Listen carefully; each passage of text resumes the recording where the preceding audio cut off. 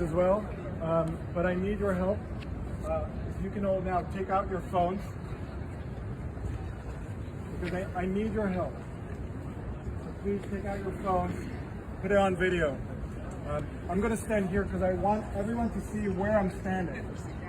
I want everyone to see where we are.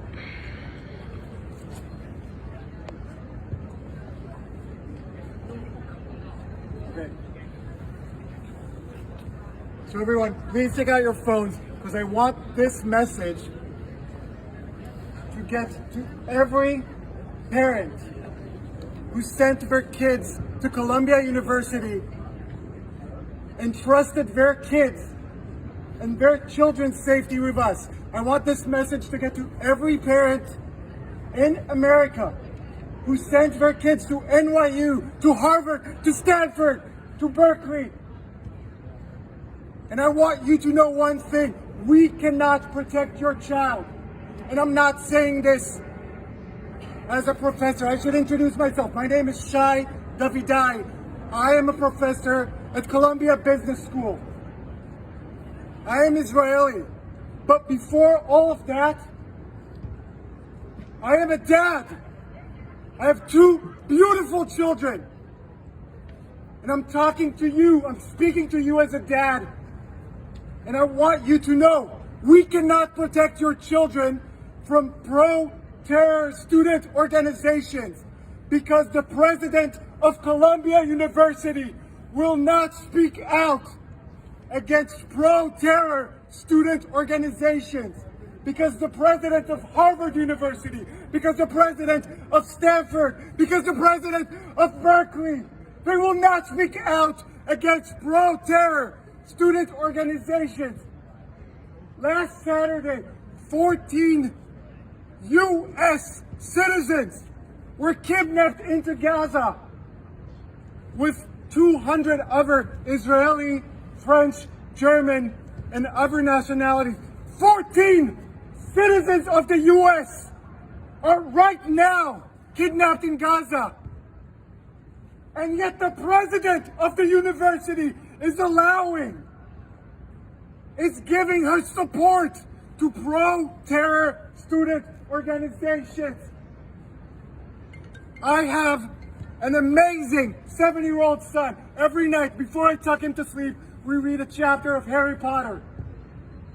And yet, to the students, to the pro-terror student organizations at Columbia, my 7-year-old son is a legitimate target of resistance just because he's Israeli.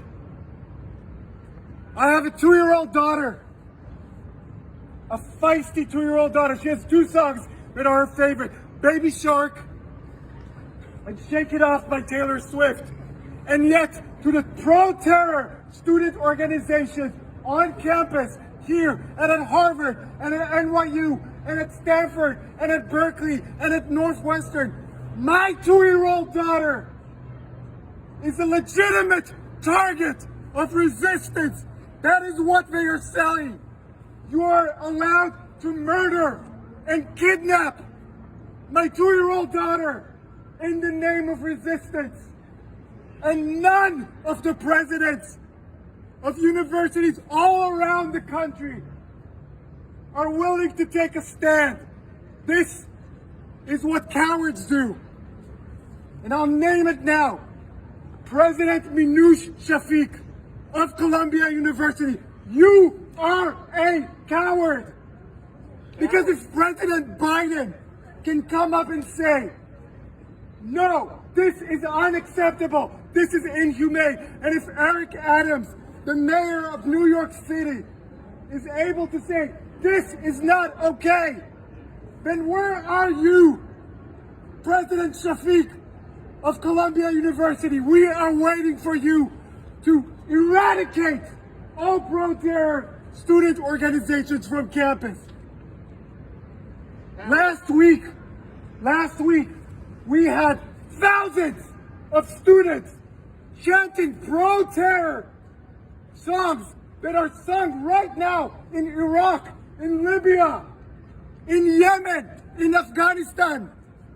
They were singing this not in Gaza, not in Afghanistan, here in New York City.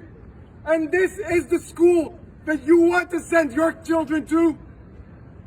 They were celebrating the rape of teenage girls in a music festival in the name of resistance.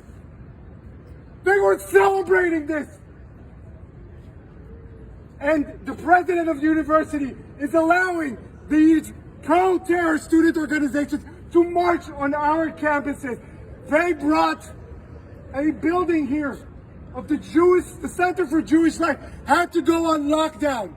Not in Gaza, not in Tel Aviv, here in New York City. Because of this cowardice of the presidents of NYU, of Columbia, of Harvard. And I'm telling every parent in the United States, it does not matter if you're Jewish or Christian or Muslim or Hindu or Buddhist or an atheist like myself. Rape is never okay. Right. Not as an act of resistance, not as an act of revenge. Rape is never okay. And if my amazing 2-year-old daughter was now 18 years old, I would never send her to Columbia. Not because it's not a great institution, it's an amazing institution, but because I know that she will not be protected there. Because the president of the university allows pro-terrorists to march on campus. We would never allow the KKK to march on our campus. We would never allow a pro-ISIS demonstration on our campus. Can you imagine in the city that had to endure 9/11, the worst attack on American soil? Can you imagine that here we have pro-terror student organizations? So what I want you to do now is I want you to go on social media.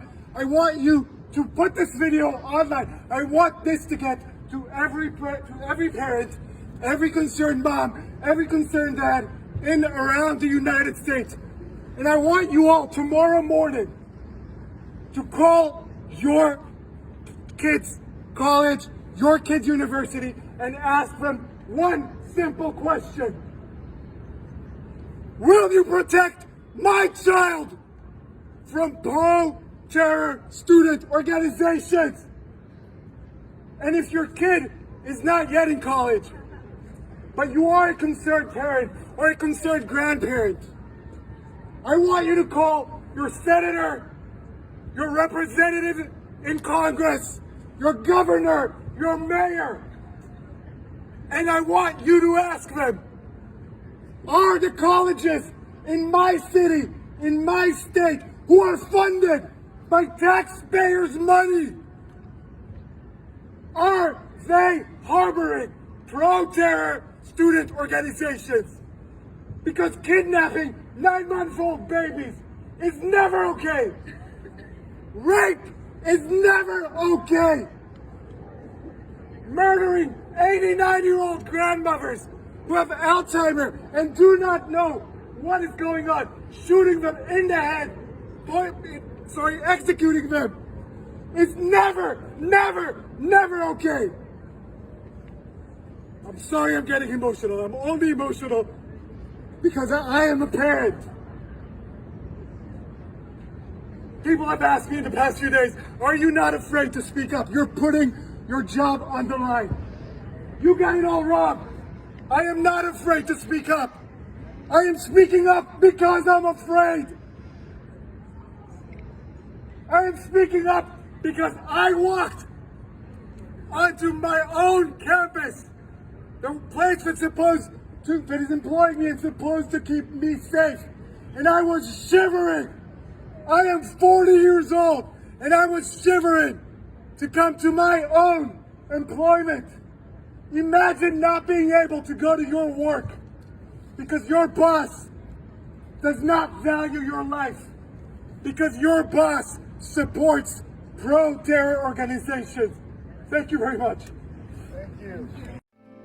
Cause the flag still stands for freedom, and they can't take that away.